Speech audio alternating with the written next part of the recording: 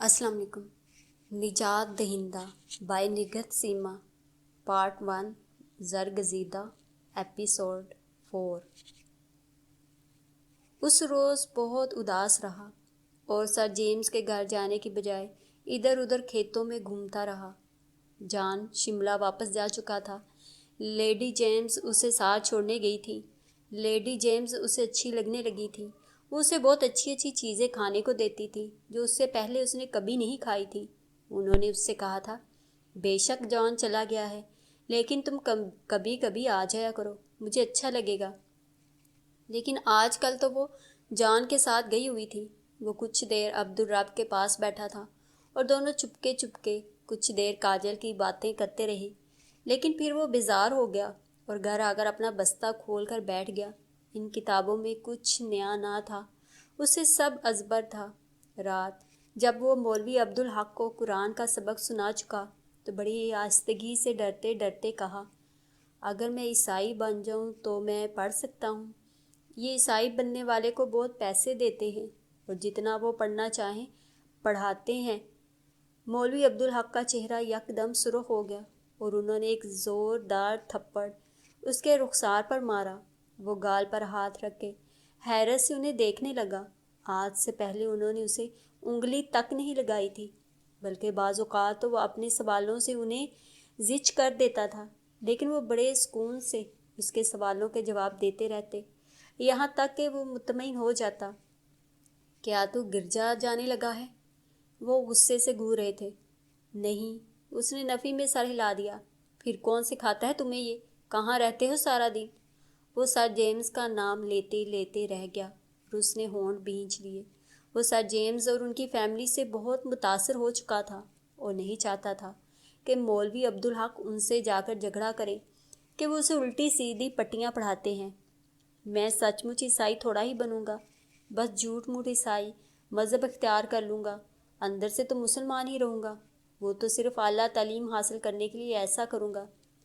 अपने तईं उसने मौलवी अब्दुल हक को नरम करने की कोशिश की, लेकिन वो तो और भड़क उठे थे। मैंने तुझे झूठ और मुनाफ़क़त की तालीम कब दी थी नाहंजार? बोल, किसने तुझे ये झूठ का सबक पढ़ाया? उन्होंने एक और थप्पड़ जड़ दिया। किसी ने नहीं। अब उसकी आंखों में आंसू आ गए थे। लेकिन मैं पढ़ना चाहता हूँ, बहुत ज़्यादा। अगर तेरे नसीब में अल्लाह ने इल्म हासिल करना लिखा है तो कोई ना कोई वसीला पैदा हो जाएगा, लेकिन अगर नहीं तो ईसाई बनकर भी कुछ नहीं कर पाएगा, मुर्तद हो जाएगा। दीन इस्लाम से फिर जाने वाले मुर्तद होते हैं और मुर्तद की सज़ा मौत है। आइंदा ऐसी बकवास की तो ज़ुबान गुद्दी से खींच लूँगा। और ख़बरदार जो अब घर से बाहर निकला। सदीद बाबू सही कहते हैं, ये गिरजे वाले इलाज के पर्दे में ईसाई बना रहे हैं सबको, और स्कूल के बहाने नहीं। वो सब अच्छे हैं, मैं खुद। क्या? मौलवी अब्दुल हक आपे से बाहिर हो गए। तो उनके पास जाता है, मिलता है उनसे। अब वो उसे पीट रहे थे, लाते मुक्के घूंसे। बस करें मौलवी जी, क्या लड़के को मार डालेंगे? छोटे को गोद से उतारते हुए हाजरा बेगम ने उन्हें रोका तो उन्होंने आखिरी थप्पड़ लगाते हुए बेगम हाजरा की तरफ देखा। अब अगर ये घर से बाहर निकला तो टांगे तोड़कर रख दूंगा, सुन लिया तुम सब ने? उन्होंने बारी बारी हाजरा, वकारुन्निसा और नजमुन्निसा की तरफ देखा, जो मोहब्बत करने वाले बाप को पहली बार गुस्से में देखकर सहम गई थी। इसीलिए मैं कह रहा था हाजरा बीबी कि इसे ढाका मुफ्ती साहब के मदरसे में छोड़ आऊँ। खाली खुली कुरान के लफ्ज़ रट लेने से तो कुरान का मफहूम समझ में नहीं आता। रट्टा लगाकर बस और पता ही ना चले कि अल्लाह ने और कुरान ने क्या अहकामात दिए हैं, क्या कहा है। लेकिन तुझे ही इसकी जुदाई गुवारा ना थी। वो बुड़बुड़ाते हुए अपनी चारपाई पर लेट गए तो वकारुन्निसा ने उसका बाजू पकड़कर उठाया। वो खामोशी से उठकर अपनी चारपाई पर जाकर लेट गया।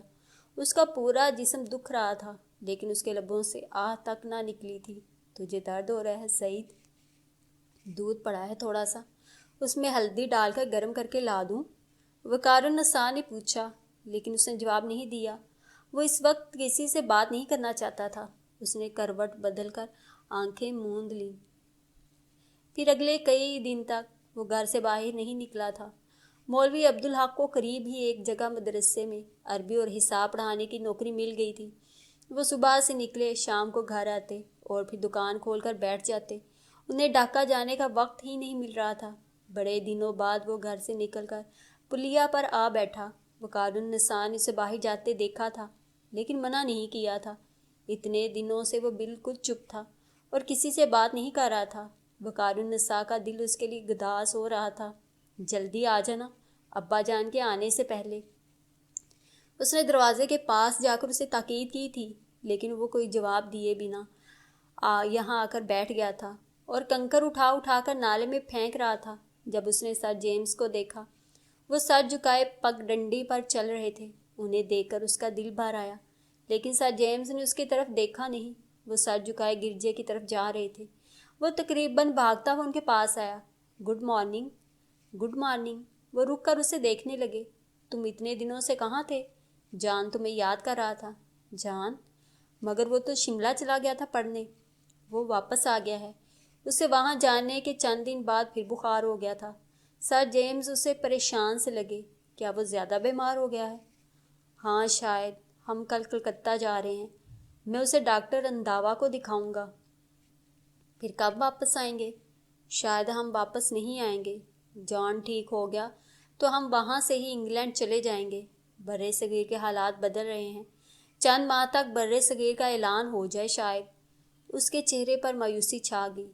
تم جان سے ملنا چاہتے ہو تو مل آؤ، وہ تم سے مل کر خوش ہوگا۔ میں بھی جارج پادری کے حوالے کر کے گھر آ رہا ہوں۔ سر، اگر میں عیسائی بننا چاہتا ہوں تو؟ وہ ٹھٹک کر حیرت سے اسے دیکھنے لگے۔ تم گرجے میں آ جاؤ، میں تمہیں پادری صاحب سے ملوا دیتا ہوں۔ وہ تمہاری پڑھائی کا انتظام بھی کر دیں گے۔ میں انہیں سمجھا دوں گا سب۔ لیکن عیسائی بننے کے بعد پھر میں گھر میں تو نہیں رہ سکتا۔ ابا جان نے اس روز بھی مجھے بہت مارا ہے۔ وہ انہیں ساری تفصیل بتانے لگا۔ ٹھیک ہے، میں گھر آ کر بات کرتا ہوں، تم جاؤ۔ جان تمہیں دیکھ کر خوش ہوگا۔ جان اسے دیکھ کر واقعی خوش ہو گیا، اگرچہ وہ پہلے کے مقابلے میں کچھ کمزور ہو گیا تھا اور اس کی رنگت اتنی سرخ نہیں رہی تھی۔ وہ جان کی کتابیں دیکھ رہا تھا۔ جب سر جیمز واپس آ گئے اور تھکے تھکے سے کرسی پر گر گئے، وہ پرسوچ انداز میں اسے جان کے ساتھ باتیں کرتے اور کھیلتے دیکھتے رہے۔ کچھ دیر بعد جان تھک کر لیٹ گیا تو وہ اس کا سر دبانے لگا۔ میں نے پادری صاحب سے بات کی ہے کہ وہ تمہیں گرجا میں رکھ لیں گے، لیکن وہ کہتے ہیں تم ابھی نابالغ ہو اور تمہارے والدین تو تمہیں زبردستی وہاں سے لے جا سکتے ہیں۔ ہاں اگر تم بالغ ہوتے تو۔ اس کی آنکھیں بجھ سی گئیں۔ تم سر دباؤ نا، مجھے آرام مل رہا ہے۔ تم بہت اچھے ہو، جان نے کہا۔ تو سر جیمز بات ادھوری چھوڑ کر میز پر رکھے کاغذات دیکھنے لگے تھے۔ چونک کر اسے دیکھنے لگے۔ جان اس سے بہت محبت کرنے لگا ہے، انہوں نے سوچا۔ ہاں ایک صورت ہے، اگر تم میرے ساتھ کلکتہ چلے جاؤ تو وہاں میں تمہیں مشنری اسکول میں داخل کروا دوں گا۔ وہاں تم ہمارے ساتھ رہنا جب تک ہم ہندوستان میں رہیں۔ جانے سے پہلے میں تمہارا سارا انتظام کر دوں گا۔ سچ ڈیڈ؟ جان نے اٹھ کر ان کے گلے میں باہیں ڈال کر ان کے رخسار پر بوسہ دیا۔ ڈیڈ، سعید بہت اچھا ہے، میرا سب سے اچھا دوست ہے۔ تمہیں سب کو چھوڑنا ہوگا، ماں باپ، بہن بھائی، شاید پھر تم کبھی ان سے نہ مل سکو، لیکن میں نے تمہیں بتایا تھا کہ کچھ حاصل کرنے کے لیے کچھ قربان کرنا پڑتا ہے۔ ایک دن جب تم بڑے آدمی بن جاؤ گے، بہت زیادہ پڑھ لکھ کر، تو پھر تم اپنے ماں باپ سے ملنے آنا، وہ خوش ہوں گے تمہاری کامیابی پر۔ اس نے سر ہلا دیا۔ تم اچھی طرح سوچ لینا اور اگر جانا چاہو تو صبح سویرے آ جانا۔ ہم ناشتے کے بعد یہاں سے چلیں گے، لیکن کسی کو بتانا مت، ورنہ تمہیں کوئی آنے نہیں دے گا۔ اب بھی اس نے اس بات میں سر ہلا دیا تھا۔ رات وہ بہت بے چین رہا تھا، اسے بہت رونا آ رہا تھا۔ بار بار اس نے سوچا کہ وہ نہ جائے۔ آخر اتنے بہت سارے لوگ تعلیم حاصل نہیں کر پاتے، انہیں بھی پڑھنے کا شوق ہوتا ہے، لیکن وہ اپنا مذہب نہیں چھوڑتے۔ وقار النساء نے اسے کروٹیں بدلتے دیکھا تو اپنی چارپائی سے اٹھ کر اس کے قریب آ کر آہستہ سے آواز دی، سعید، کیا تمہیں کہیں درد ہو رہا ہے؟ دبا دوں؟ لیکن وہ یوں ہی کروٹ بدلے آنکھیں بند کیے لیٹا رہا۔ اسے لگا تھا اگر اس نے مڑ کر وقار النساء کو دیکھا تو رو پڑے گا۔ وقار النساء کچھ دیر اندھیرے میں اس کی چارپائی کے پاس کھڑی رہی، پھر واپس اپنی چارپائی پر جا کر لیٹ گئی۔ اس کی بند آنکھوں سے گرم گرم آنسو نکل کر اس کے رخساروں کو بھگونے لگے۔ وہ اپنے سب بہن بھائیوں سے بہت محبت کرتا تھا، پھر بھی یہ کیسی خواہش تھی جو ہر جذبے پر حاوی ہو رہی تھی؟ پھر جانے کب وہ روتے روتے سو گیا۔ صبح مولوی عبدالحق نے اسے جگایا تو اس نے آنکھیں کھول کر انہیں دیکھا۔ اس کی آنکھیں سرخ ہو رہی تھیں۔ میری طبیعت ٹھیک نہیں ہے۔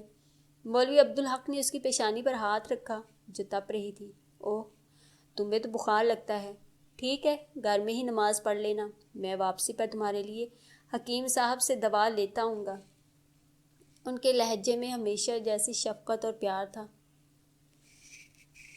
اس کا جی چاہا وہ اٹھ کر باپ سے لپٹ جائے اور خوب اچھی طرح سے گلے ملے، لیکن اس نے آنکھیں بند کر لیں۔ مولوی عبدالحق آہستہ سے دروازے کی کنڈی کھول کر باہر نکل گئے۔ کچھ دیر بعد ہاجرہ اٹھیں اور باہر اینٹوں پر رکھے ڈرم کے پاس بیٹھ کر انہوں نے وضو کیا۔ وہ آنکھیں بند کیے، ان کے چلنے کی آہٹ محسوس کر رہا تھا۔ پھر وہ کمرے میں آئیں، ساڑی کے پلو سے منہ ہاتھ پونچھا اور دری کی جائے نماز اٹھا کر چھوٹے کمرے میں چلی گئی۔ اس نے ذرا سی آنکھیں کھول کر خاموش تباہ ماں کو دیکھا جو بہت کم بولتی تھی، بس خاموشی سے کام کرتی رہتی۔ آج تک انہوں نے کسی بچے کو نہ ڈانٹا تھا۔ ان کے جانے کے بعد وہ اٹھا۔ ملگجے اندھیرے میں اس نے سوئے ہوئے بہن بھائی کو دیکھا۔ سب سے چھوٹے بھائی کی پیشانی پر بکھرے بالوں کو ہاتھوں سے پیچھے کیا اور جھک کر اس کی پیشانی پر ہونٹ رکھ دیے۔ وہ تھوڑا سا کسمسایا تو وہ گھبرا کر باہر نکل آیا۔ تھوڑی دیر بعد وہ ڈرم کی ٹونٹی کھولے وضو کر رہا تھا۔ پھر وہیں باہر ہی اس نے چٹائی پر نماز پڑھی، شاید آخری بار۔ اس کا دل بھر آیا۔ ہاجرہ نے نماز پڑھ لی تھی اور اندر سے اس کے قرآن پڑھنے کی آواز آ رہی تھی۔ وہ ایک لمحہ صحن میں کھڑا رہا۔ دل چاہا ایک بار سب کو دیکھ لے، ماں کو، بہنوں کو اور بھائیوں کو، لیکن ابھی سب جاگ جائیں گے۔ اور پھر وہ تیزی سے طاق کی طرف بڑھا جہاں رات ہی اس نے اپنا بستہ رکھا تھا۔ اس میں اس کی کتابوں کے علاوہ ایک سیپی جو کاجل نے اسے دی تھی اور ٹوٹی ہوئی چوڑیوں کو پگھلا کر ایک بار اس نے عبدالرب نے ایک زنجیر بنائی تھی، وہ تھی، اور ایک جوڑا کپڑوں کا تھا اور ایک چھوٹا سا بٹوا جس میں اس نے مختلف اخباروں سے تصویریں کاٹ کاٹ کر جمع کی ہوئی تھیں۔ اس نے بستہ اٹھایا اور دروازہ کھول کر باہر نکل آیا۔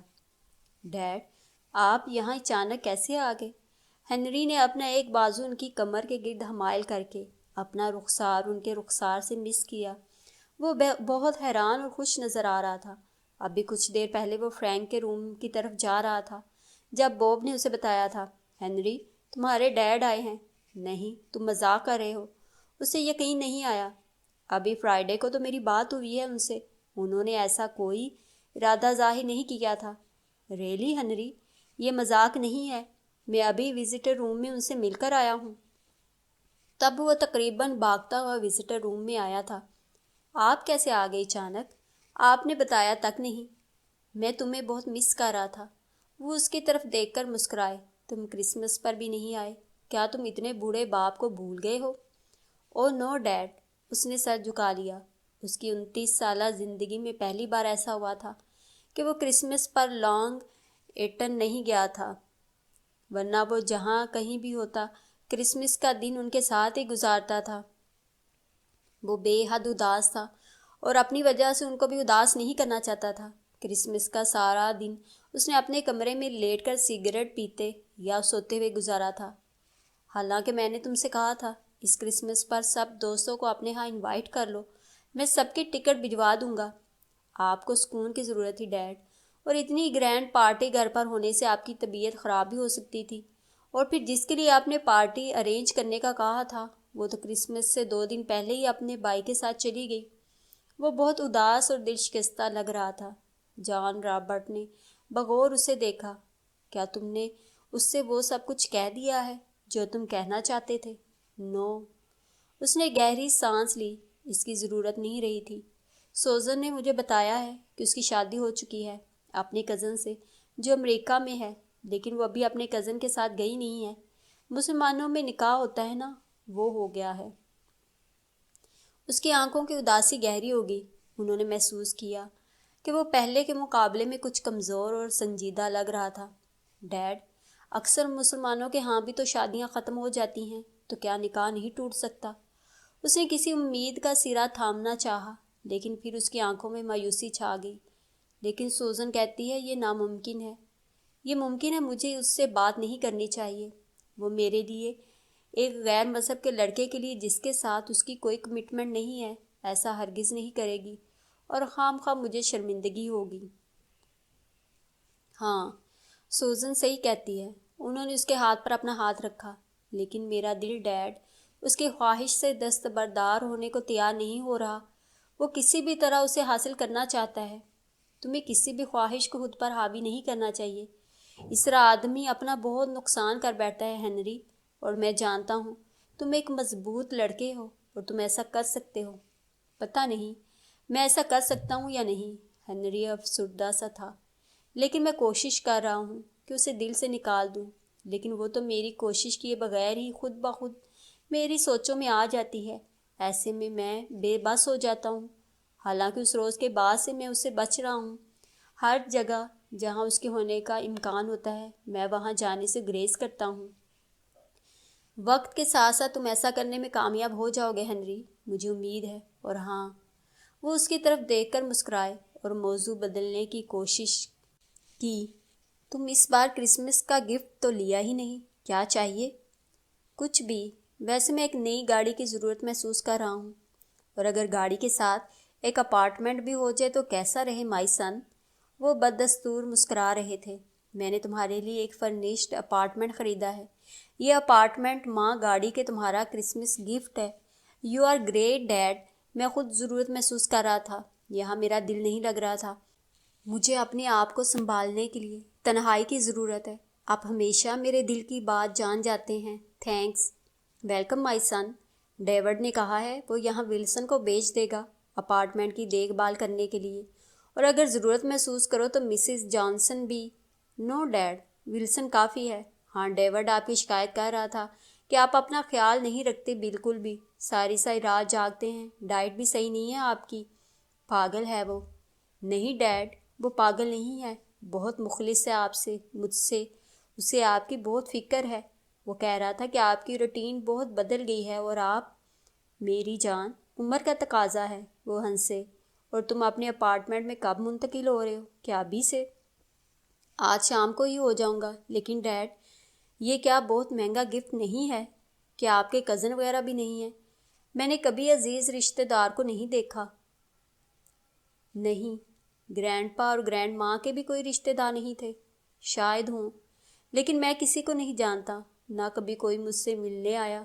انہوں نے ایک نظر ہنری پر ڈالی اور کچھ جھجکتے ہوئے پوچھا، اگر تم اجازت دو تو میں کچھ دن یہاں تمہارے اپارٹمنٹ میں رہ لوں؟ ایکچولی میں وہاں بہت تنہائی محسوس کر رہا ہوں اور کچھ دن تمہارے ساتھ گزارنا چاہتا ہوں۔ ڈیڈ، آپ کچھ دن نہیں، بہت سارے دن یہاں رہیں میرے پاس۔ مجھے آپ کی بہت ضرورت ہے۔ ان دنوں میں جس کیفیت سے گزر رہا ہوں اس میں کچھ بھی کر سکتا ہوں۔ مجھے خوف آتا ہے اپنے آپ سے۔ انہوں نے اس کے ہاتھ پر ہاتھ رکھا، اپنا ہاتھ اٹھا کر اس کے کندھے تھپ تھپائے۔ بہت جلد ٹھیک ہو جائے گا مائی سن، تم اس کے بغیر رہنا سیکھ جاؤ گے۔ کیا ہم اندر آ سکتے ہیں ہنری؟ آؤ۔ ہنری اٹھ کھڑا ہوا۔ فرینک کے پیچھے پیچھے راجر، سوزن، سیسل اور ڈورتھی بھی تھے۔ ان سب کو بوب نے ہنری کے ڈیڈ کے متعلق بتایا تھا اور وہ ان سے ملنے آئے تھے۔ ڈاکٹر جان رابرٹ سب سے مل کر بہت خوش ہوئے، اور انہوں نے سیسل، ڈورتھی اور سوزن کے چہرے میں اسے تلاشا جس نے ان کے بیٹے کو اسیر کر رکھا تھا، لیکن انہیں لگا جیسے وہ ان میں سے نہیں ہے۔ ہنری جیسے جان گیا تھا کہ ان کی آنکھیں کسے تلاش کر رہی ہیں، اس لیے اس نے بوب سے پوچھا، تم نے احمد اور ابو صالحہ کو بتا دیا؟ انہیں بھی بہت اشتیاق تھا ڈیڈ سے ملنے کا۔ ہاں، وہ آ رہے ہیں۔ ہنری سب کا تعارف کروانے لگا۔ تبھی وہ بھی اجازت لے کر آ گئے تو ہنری نے ان کا بھی تعارف کروایا۔ یہ ابو صالح ہیں، فلسطین سے آیا ہے، حماس کا زبردست حامی ہے اور حماس کی کامیابی پر بہت خوش ہے، اس نے مسکراتے ہوئے بتایا۔ اور یہ احمد ہے، ایران سے تعلق ہے اس کا۔ احمد، میرے ڈیڈ بھی فارسی جانتے ہیں؟ ریلی؟ احمد کو حیرت ہوئی۔ ہاں، میں نے سعدی کی گلستان و بوستان پڑھی ہے۔ اور یہ عبد المنان ہے، بنگلہ دیش کا باسی، اس کی وائف بھی اس کے ساتھ ہے، غالباً اس وقت کے لیے بھات اور مچھلی بنا رہی ہوگی۔ بنگلہ دیش میں کس جگہ سے تمہارا تعلق ہے؟ انہوں نے عبد المنان کے سامنے چہرے پر ایک نظر ڈالی۔ میری پیدائش سانتا ہار کی ہے، لیکن آج کل ہم سلہٹ میں رہتے ہیں۔ سلہٹ میں جہاں شاہ جلال بابا کا مزار ہے؟ کسی بھولی یاد نے دل کے دروازے پر دستک دی تھی۔ آپ کو کیسے پتا؟ عبد المنان کی آنکھوں میں حیرت اتر آئی۔ میں ایک بار بہت بچپن میں شاہ جلال بابا کے مزار پر گیا تھا۔ گرینڈ پا برے صغیر کی تقسیم سے پہلے کچھ عرصہ بنگال میں رہے تھے۔ ہنری نے اس کی حیرت دور کی۔ تب ڈیڈ بھی تھے ان دنوں چھوٹے سے۔ بنگال میں آپ کہاں رہے تھے؟ آپ کو یاد ہے؟ عبد المنان کی آنکھوں میں دلچسپی نظر آئی۔ ہم 1946 میں سانتا ہار میں تھے۔ دل کی دھڑکن یکدم تیز ہو گئی۔ وہ بہت خوبصورت علاقہ تھا، مجھے سب یاد ہے۔ تب میری عمر 12-13 سال تھی۔ اب کیسا ہے وہ؟ کیا اب بھی وہاں چاروں طرف دھان کے کھیت ہیں اور مشرقی سمت چائے کے باغات؟ عبد المنان خاموشی سے انہیں دیکھ رہا تھا۔ تم نے اتنا خوبصورت علاقہ کیوں چھوڑا؟ عبد المنان کی دکھتی رگ پر ہاتھ آ پڑا تھا۔ اس کے چہرے پر کرب پھیل گیا۔ میں تب چند ماہ کا ہی تھا جب میرے والد نے سانتا ہار چھوڑا۔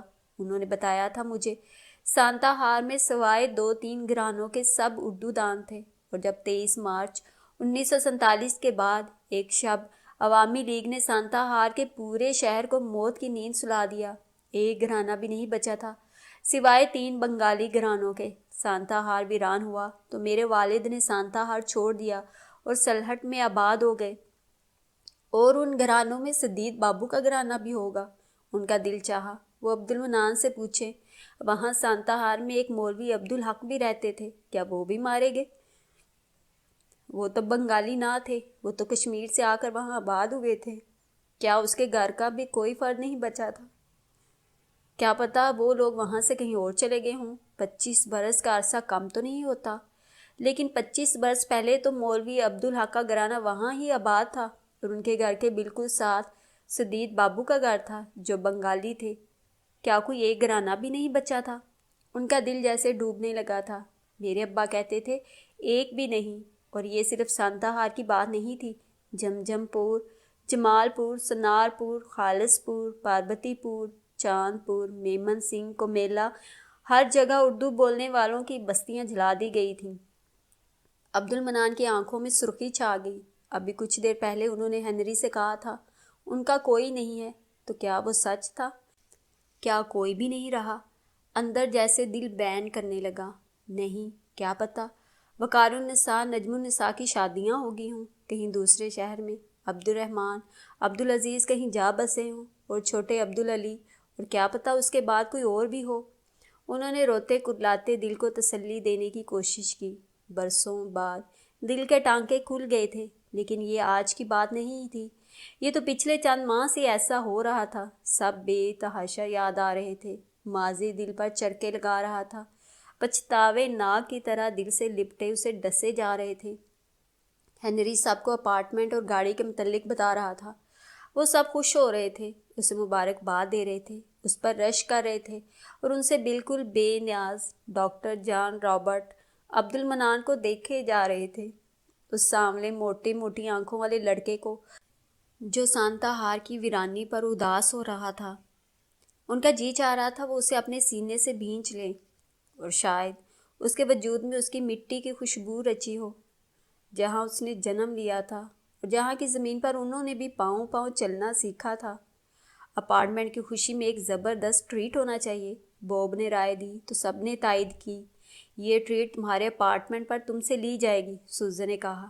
ڈیڈ، سنا آپ نے، یہ سب ٹریٹ مانگ رہے ہیں، ہنری نے خوش دلی سے کہا، تو انہوں نے بمشکل خود کو سنبھال کر ان سب کی طرف دیکھا۔ کیوں نہیں، کل رات تم سب ہمارے ساتھ ڈنر کرو۔ کل نہیں، پرسوں، احمد نے جواب دیا۔ کل ہم شامل نہ ہو سکیں گے، کیوں؟ انہوں نے پوچھا۔ کل ہمیں ایک جلوس نکالنا ہے، ڈنمارک اور ناروے کے اخبار چلنڈرڈ پوشن کے خلاف، احمد نے وضاحت کی۔ او آئی سی، تو پھر پرسوں صحیح۔ وہ اٹھ کھڑے ہوئے۔ میرا خیال ہے میں اب چلتا ہوں، صبح صبح آ کر میں نے سب کو ڈسٹرب کر دیا۔ نہیں، بالکل نہیں، ہم سب کو آپ سے مل کر بہت خوشی ہوئی ہے، فرینک نے سب کی طرف سے نمائندگی کرتے ہوئے کہا۔ اور سچ، ہمیں ہنری پر بہت رشک آ رہا ہے کہ اس کے پاس اتنے اچھے ڈیڈی ہیں۔ اور افسوس ہو رہا ہے۔ اب تک آپ سے ملاقات کیوں نہیں کی؟ جان رابرٹ مسکرا دیے۔ ہنری، تم چلو گے میرے ساتھ؟ اپنا اپارٹمنٹ دیکھ لو۔ ٹھیک ہے۔ سب کو خدا حافظ کہہ کر وہ باہر آئے تو کوریڈور میں اسے عالیہ نظر آئی۔ اس کے ساتھ نور العین بھی تھی۔ ہنری، تمہارے ڈیڈ آئے؟ مجھے ابھی پتہ چلا ہے۔ کیسے ہیں وہ؟ اب ٹھیک ہیں؟ عالیہ نے پوچھا۔ یہ میرے ڈیڈ ہیں عالیہ، اور ڈیڈ یہ عالیہ اور نور العین ہیں۔ ان کی نظروں نے دونوں کا جائزہ لیا۔ اسکارف میں بالوں کو چھپائی یہ لڑکی انہیں بہت پیاری لگی، بے حد دلکش، سیاہ لمبی پلکوں والی دلکش آنکھیں۔ انہوں نے عالیہ کے سر پر ہاتھ پھیرنے کے بعد نور العین کے سر پر ہاتھ رکھتے ہوئے ہنری کی طرف دیکھا۔ مولوی عبدالحق اسی طرح وقار النساء نجم النساء کے سر پر ہاتھ رکھتے تھے۔ ہنری ان کی اس حرکت کو حیرت سے دیکھ رہا تھا، اور اگر ہنری کا دل اس لڑکی کا اسیر ہوا تھا تو کچھ غلط تو نہ تھا۔ بڑا ملیح چہرہ تھا اور معصومیت کے رنگوں نے اس کی ملاحت میں اضافہ کر دیا تھا۔ ان کا دل اس کی طرف کھنچنے لگا۔ کاش! اندر بیٹھے پچھتاوے کے ناگ نے سر اٹھا کر ڈنگ مارا تو وہ تڑپ کر رہ گئے، انہیں اپنی طرف دیکھتے پا کر۔ نور العین نے نگاہیں جھکا لی تھیں۔ یکا یک ان کی نظریں اس کے چہرے پر ٹھہر گئیں۔ بائیں آنکھ کے کونے کے ساتھ ناک پر سیاہ تل اور یہ گور اندھیاروں جیسی سیاہ آنکھیں نجم النساء جیسی ان کی نگاہوں کے سامنے آ کھڑی ہوئی۔ کیا کہیں اتنی مشابہت بھی ہو سکتی ہے؟ اللہ کی اس کائنات میں نہ جانے کہاں کہاں کس کس چہرے میں کس کس کی مشابہت ہوتی ہے۔ اوکے گرلز، انہوں نے گہرا سانس لیتے ہوئے نگاہیں اس کے چہرے سے ہٹا لیں۔ تم سب آنا پارٹی میں۔ کیسی پارٹی؟ عالیہ نے پوچھا تو ہنری تفصیل بتانے لگا۔ ان کی نگاہیں پھر بٹک کر اس کے چہرے پر آ ٹھہری۔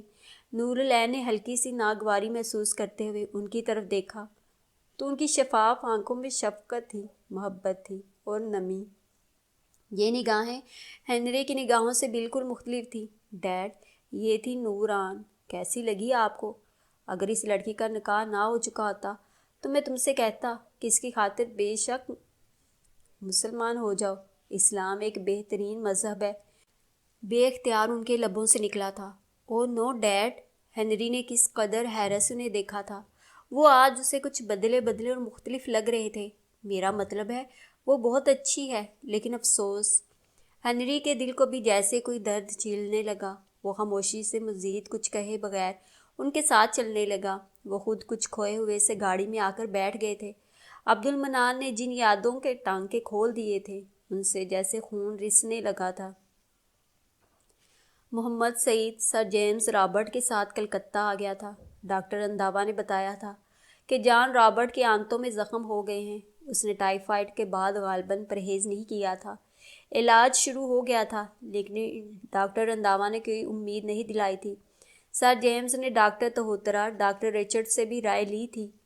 انہوں نے ڈاکٹر رندھاوا کے علاج کو تسلی بخش قرار دیا تھا، لیکن جان رابرٹ تندرست نہ ہو سکا اور کلکتہ آنے کے 2 ماہ بعد مر گیا۔ یہ 2 ماہ بڑے پریشانی کے تھے، مگر سر جیمز نے اسے ایک اسکول میں داخل کروا دیا تھا جو مشنری کے تحت کام کر رہا تھا، لیکن ابھی باقاعدہ چرچ میں جا کر اس نے عیسائیت قبول نہیں کی تھی۔ رات کو جب وہ بستر پر لیٹتا تو آیت الکرسی پڑھنا نہ بھولتا۔ صبح حسب عادت جلدی اٹھ کر بیٹھتا، وضو کرتا اور پھر پریشان سا ہو کر اپنے بستر پر آ کر بیٹھ جاتا۔ مرنے سے 2 دن پہلے جان نے سر جیمز سے کہا تھا، ڈیڈی، اگر میں مر جاؤں تو آپ سعید کو اپنے پاس رکھ لینا، اسے میرے سب کھلونے اور کتابیں بھی دے دینا۔ نہیں، تمہیں کچھ نہیں ہوگا ڈارلنگ، تم ٹھیک ہو جاؤ گے۔ ہم انگلینڈ جا رہے ہیں، میں تمہیں وہاں بڑے بڑے ڈاکٹروں کو دکھاؤں گا۔ ڈیڈی، وہ اداسی سے مسکرایا۔ میں نے ڈاکٹر تہوترا اور ڈاکٹر رندھاوا کی گفتگو سنی ہے۔ ماں میرے بغیر اداس ہو جائیں گی، میں انہیں یاد آؤں گا۔ سعید ہوگا تو ان کا دل بہلا رہے گا۔ پرامس کریں ڈیڈ، آپ سعید کو میرے بعد بورڈنگ میں نہیں بھجوائیں گے، مام کے پاس ہی رہنے دیں گے۔ انہوں نے جان سے وعدہ کر لیا اور جان نے اس سے بھی وعدہ کر لیا تھا کہ وہ اس کے ڈیڈ اور مام کو چھوڑ کر نہیں جائے گا۔ اور اسے کہاں جانا تھا؟ وہ اپنے پیچھے کشتیاں جلا آیا تھا، واپسی کے راستے بند تھے۔ لیڈی جیمز جان کے مرنے کے بعد کئی دن ہاسپٹل میں رہیں۔ وہ جان کو یاد کرتے ہوئے اتنا روتی کہ ان کی حالت خراب ہو جاتی۔ پھر وہ ہاسپٹل سے گھر آئیں تو اسے جان کہہ کر بلانے لگیں۔ وہ جانتی تھی کہ وہ جان نہیں ہے، لیکن اپنے آپ کو دھوکہ دیتی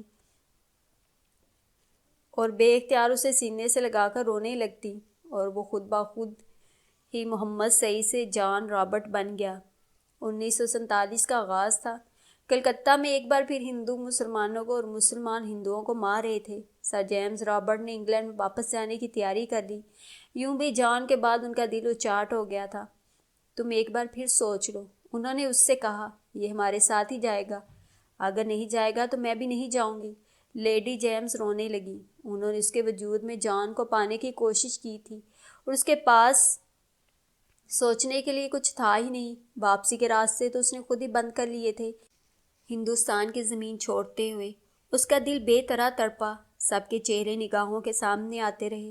ایک بار تو جی چاہا کہ ساری خواہشاتی رسیاں توڑ کر واپس سانتا ہار چلا جائے اور ابا جی کے پاؤں میں گر کر معافی مانگ لے، توبہ کر لے، لیکن تقدیر لکھی جا چکی تھی۔ وہ سر جیمز اور لیڈی جیمز کے ساتھ انگلینڈ آ گیا۔ کوئی نہ جان سکا 10-11 سال پہلے سر جیمز کے ساتھ جانے والا 2 سالہ جان رابرٹ وہیں ہندوستان کی سرزمین پر محو خواب ہے، اور یہ جان رابرٹ کوئی اور ہے۔ اس کے بال سنہری تھے، آنکھیں بھوری بھوری سی اور رنگ سرخ و سفید۔ کسی کو کوئی فرق بھی محسوس ہوا تو اس نے یہی سوچا کہ بچے بڑے ہو کر بدل ہی جاتے ہیں۔ یوں زندگی کا ایک نیا باب شروع ہو گیا تھا۔ سر جیمز اور لیڈی جیمز نے اسے بہت محبت دی تھی، اسے بڑے اور اعلیٰ اسکولوں میں تعلیم دلوائی۔ وہ پوری زندگی میں سوائے 2-3 بار کے چرچ نہیں گیا تھا۔ لیڈی جیمز کے ساتھ بچپن میں اور پھر اپنی شادی پر اسے سکھایا گیا تھا کہ جب خوف محسوس ہو تو سینے پر سلیب بناؤ، لیکن اس کی انگلیاں سینے پر سلیب نہیں بناتی تھیں۔ اس کی بجائے اس کے لبوں پر آیت الکرسی کی آیات آتی تھیں۔ رات کو جب وہ اپنے بستر پر لیٹتا تو چاروں کل پڑھتا، آیت الکرسی پڑھ کر پھونکتا۔ وقت کے ساتھ ساتھ اس کے بے چین دل کو قرار آ گیا تھا، لیکن وہ مکمل طور پر اس معاشرے میں رہنے کے باوجود پوری طرح اس میں رچا نہیں۔ اس نے کبھی شراب نہیں پی تھی، وہ کبھی نائٹ کلبوں پر نہیں گیا تھا۔ ایک بار کرسمس کی پارٹی میں جب وہ شیمپین لینے کی بجائے اورنج جوس کا گلاس لیے ہلکی ہلکی چسکیاں لے رہا تھا تو سر جیمز اس کے کندھے پر ہاتھ مار کر ہنسے تھے۔ ان کے ہاتھ میں شیمپین تھی۔ تمہارے اندر کا مسلمان ابھی زندہ ہے، مجھے لگتا ہے تم اندر سے اب بھی مسلمان ہو۔ اور وہ گھبرا گیا تھا، ڈر گیا تھا۔ اس وقت اس کی عمر 20 سال تھی۔ اور نو ڈیڈ، اس نے گھبرا کر ان کے ہاتھ سے شیمپین کا جام لے لیا، اور پھر 1 بار 2 بار اس نے پینے کی کوشش کی تھی، لیکن چند گھونٹوں کے سوا نہیں پی سکا تھا۔ اور کوئی نہیں جانتا تھا کہ اس نے ساری زندگی شراب پی تھی، سور کا گوشت نہیں کھایا تھا۔ جب کبھی جیمز برگر بناتے تو وہ نہ کھا سکتا، اس سے بکائی آ جاتی تھی۔ یہ ہارٹ برگر جان تو شوق سے کھاتا تھا، لیکن وہ نہ کھا سکتا تھا۔ پھر بھی وہ جان رابرٹ تھا، محمد سعید نہ تھا۔ اسے وہاں ہی چھوڑ آیا تھا، سانتا ہار میں۔ وہ لاکھ چاہتا تو محمد سعید نہیں بن سکتا تھا۔ وہ مرتد تھا، گناہ گار تھا، قابل گردن زدنی تھا۔ اللہ نے اسے مولوی عبدالحق کے گھر پیدا کر کے بڑی نعمت سے نوازا تھا، اور اس نے اس نعمت کو ٹھکرا دیا تھا۔ یہی نہیں، اللہ نے اس کے سینے میں قرآن کے مقدس آیات کو محفوظ کیا تھا، لیکن قرآن کا حفظ مشکل نہیں ہے، اس کا سنبھالنا مشکل ہے۔ مولوی عبدالحق نے جیسے ان کے کانوں میں سرگوشی کی تھی اور انہوں نے قرآن کی آیات یاد کرنے کی کوشش کی، سورۃ رحمان، سورۃ یاسین، سورۃ مزمل، لیکن ذہن سلیٹ کی طرح صاف تھا، حافظے سے سب کچھ مٹ گیا تھا۔ مدت ہوئی انہوں نے رات کو آیت الکرسی پڑھنا بھی چھوڑ دیا تھا۔ وہ شاید اس دنیا کے سب سے بدقسمت، سب سے بد نصیب اور نامراد شخص تھے۔ اس دنیا میں ہی نہیں، دوسری دنیا میں بھی ان کے لیے معافی یا بخشش نہیں۔ ان کی آنکھیں جلنے لگیں اور دل میں چھریاں سی لگیں۔ ڈیڈ، ہنری نے انہیں پکارا تو وہ چونکے۔ ڈرائیور نے گاڑی ہنری کے اپارٹمنٹ کے سامنے روک دی تھی۔ یہ اپارٹمنٹ بہت خوبصورت ہے، اس کا لان بہت اچھا ہے، لوکیشن زبردست۔ تمہیں پسند آیا تو مجھے خوشی ہوگی۔ وہ خود کو سنبھالتے ہوئے گاڑی سے اتر آئے اور اب ہنری کو اپارٹمنٹ کی چابیاں دے رہے تھے۔ ہنری ان سے چابیاں لے کر لاک کھولنے لگا تو وہ مڑ کر لان کو دیکھنے لگے۔ تم سب ایسٹر کی چھٹیوں میں لانگ ایٹن ضرور آنا۔ ڈاکٹر جان رابرٹ نے ہنری کے دوستوں کو رخصت کرتے ہوئے دعوت دی۔ ہم ضرور آئیں گے، انہوں نے وعدہ کر لیا۔ سوائے نور العین کے وہ ایسٹر کی چھٹیوں میں پاکستان جانے کا ارادہ رکھتی تھی۔ ہم سب پاکستان کے لیے اور گھر کے لیے بہت اداس ہو گئے ہیں۔ میرے بابا جان اور امی جان بھی ہم سب کے بغیر اداس ہیں۔ اس لیے بھائی نے کہا ہے کہ اپریل میں پاکستان جائیں گے۔ اس نے ہنری کے ڈیڈ کو بتایا تو انہوں نے سر ہلا دیا۔ تم پھر کبھی آنا، مجھے خوشی ہوگی۔ مجھے لیگو لینڈ سر جانے کا بہت شوق ہے، وہاں کا پارک دیکھنے کا جہاں ہر چیز لہگو سے بنی ہے، سیسل نے کہا۔ اور میں نے ایک دفعہ لندن جانے کا سوچ رکھا تھا، مجھے برٹش میوزیم بھی دیکھنا تھا۔ تو ڈاکٹر جان رابرٹ مسکرائے۔ تم میرے پاس ہمارے گھر صرف ایک دن کے لیے قیام تو نہیں کرو گے؟ ساری چھٹیاں ہمارے ساتھ گزارنا، پھر ہم لندن بھی جائیں گے اور سب وہ جگہ دیکھیں گے جو دیکھنے کا تم سب کو شوق ہے۔ Oh thanks Henry, you are really very lucky. Henry نے فخر سے انہیں دیکھا۔ میرے ڈیڈ شاید دنیا کے سب سے اچھے ڈیڈ ہیں، اس میں کوئی شک نہیں۔ فرینک نے تائید کی تھی۔ ہنری کے اپارٹمنٹ پر یہ پارٹی بہت شاندار رہی تھی، سب نے انجوائے کیا تھا، لیکن احمد، ابو صالح اور عبد المنان اداس اور خاموش تھے۔ حیرت کی بات یہ تھی کہ نور العین بھی فاطمہ کے اصرار پر پارٹی میں شریک ہوئی تھی۔ اسے دیکھ کر ہنری کو حیرت بھری خوشی ہوئی تھی، اس کی آنکھیں چمکنے لگی تھیں۔ وہ اس کی بالکل بھی توقع نہیں کر رہا تھا، لیکن وہ آ گئی تھی اور اس کے اپارٹمنٹ کی قسمت جاگ اٹھی۔ اور کیا خبر، کسی روز وہ ہمیشہ کے لیے اس اپارٹمنٹ میں آ جائے۔ اس کے دل میں جھوٹی امید کا پودا اگ آیا اور اس نے تصور میں نور العین کو اپنے اپارٹمنٹ میں چلتے پھرتے کافی تیار کرتے دیکھا تو اس کے لبوں پر بڑی دلکش سی مسکراہٹ بکھر گئی۔ عبد المنان، احمد اور ابو صالح آہستہ آہستہ کل کے جلوس کی بات کر رہے تھے۔ ان کی گفتگو کا موضوع ڈنمارک اور دوسرے یورپی ملکوں کے اخباروں کے خلاف ہونے والا رد عمل تھا۔ مگر احمد، پریس تو آزاد ہوتا ہے، مجھے تمہارے لوگوں کا رد عمل سمجھ میں نہیں آتا۔ آخر کیوں وہ اس قدر شدید رد عمل کا مظاہرہ کر رہے ہیں؟ پہلے بھی غالباً اس کیلنڈر پوسٹن میں اس طرح یہ آزادی رائے نہیں ہے۔ عبد المنان ایک دم بھڑک اٹھا۔ یہ صحیح کہہ رہا ہے فرینک، کسی بھی شخص کو یہ حق نہیں پہنچتا کہ وہ دوسرے مذاہب کی برگزیدہ ہستیوں کے متعلق کوئی غلط بات کہے۔ یہ انسانی حقوق کی خلاف ورزی ہے اور کھلی شر پسندی ہے، ڈاکٹر جان رابرٹ نے نرمی سے کہا۔ تو ہنری کچھ کہتے کہتے خاموش ہو گیا۔ عبد المنان نے ممنون نظروں سے انہیں دیکھا۔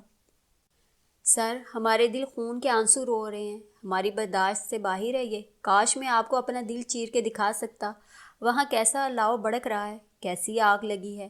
سر، میرے اختیار میں ہوتا تو میں ان کی گردنیں تن سے جدا کر دیتا، تب شاید یہ بھڑکتی آگ مدھم ہو جاتی۔ عبد المنان کا سانولا رنگ حسب معمول سرخ ہو کر سیاہ پڑ گیا۔ صرف اتنی سی بات پر تم مسلمان اتنے جذباتی ہو رہے ہو؟ فرینک کی آنکھوں میں اس کے لیے حقارت تھی۔ اتنی سی بات؟ عبد المنان مزید بڑکا، اس کی آنکھوں سے شعلے نکلنے لگے تھے۔ تمہارے لیے یہ اتنی سی بات ہوگی فرینک؟ تم تو خود پیغمبر حضرت عیسیٰ علیہ السلام کی فلمیں بناتے ہو، لیکن ہمارے لیے یہ اتنی سی بات نہیں ہے۔ ہمارے ہاں پیغمبر کی بے ادبی کرنے والے کی سزا موت ہے۔ کول ڈاؤن عبد المنان۔ احمد نے اس کے کندھے پر ہاتھ رکھا۔ ہم یہاں ہنری کی پارٹی میں آئے ہیں اور یہاں جتنے بھی لوگ ہیں وہ اس کے قصوروار نہیں ہیں۔ میں جانتا ہوں، میں صرف اپنا موقف واضح کر رہا ہوں۔ عبد المنان نے نگاہیں جھکا لی۔ ڈاکٹر جان رابرٹ خاموش بیٹھے تھے، کوئی ان کے دل پر ضربیں لگا رہا تھا۔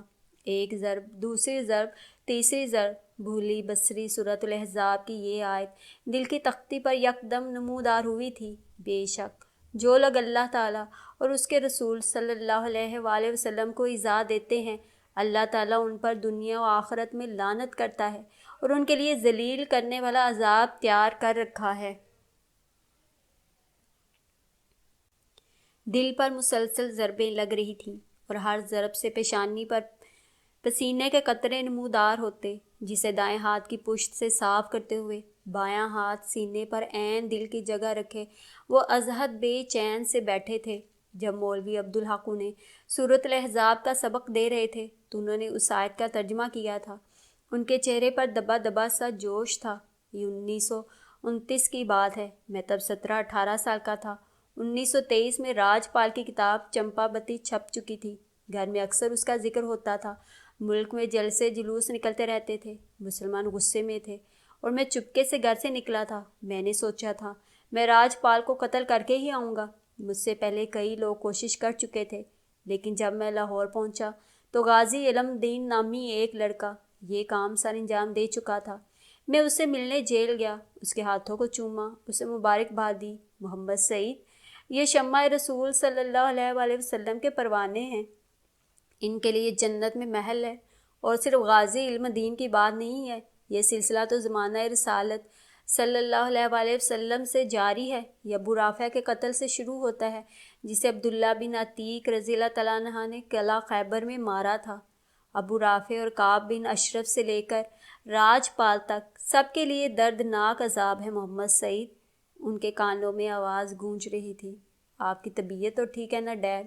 ہنری نے انہیں ماتھے سے پسینہ پونچھتے ہوئے دیکھا تو اٹھ کر قریب چلا آیا۔ یس، انہوں نے مسکرانے کی کوشش کی تھی،